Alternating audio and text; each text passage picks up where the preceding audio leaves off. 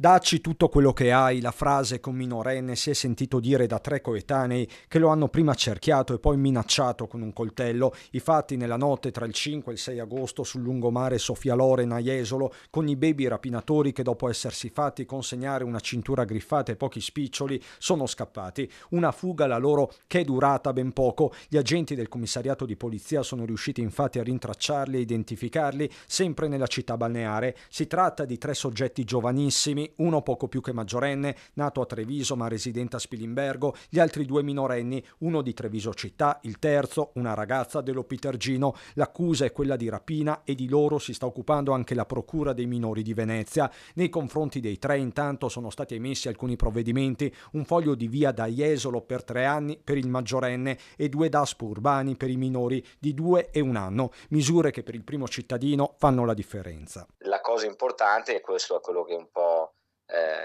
diciamo, è che quando succede qualcosa che c'è la prontezza da parte delle forze dell'ordine di intervenire, questa c'è, ma soprattutto ci sia una politica di allontanamento dal territorio, in maniera tale che passi il messaggio chiaro che se uno vuole venire a Jesolo per fare casino, per commettere anche dei reati, non è benvenuto e in qualche maniera la paga. Resta da capire se i ragazzi in questione siano gli stessi che hanno colpito nelle sere scorse anche a Zenson di Piave, sempre armati di un coltello, alla ricerca di spiccioli facili da usare alle giostre. Vittima in quel caso era stato un 60enne, papà di una ragazzina intimidita poco prima. Segnalazioni sono arrivate anche da Fossalta. In attesa di chiarire eventuali relazioni e incrociare le informazioni, da Jesolo si sottolinea come la maggior parte di reati commessi da minori, tra l'80 e il 90%, sia perseguito. Dal sindaco in vista del Ferragosto parte un messaggio chiaro. Questo è un messaggio che diciamo chiaramente: a Jesolo chi vuole venire a far casino o a non rispettare le regole non è benvenuto.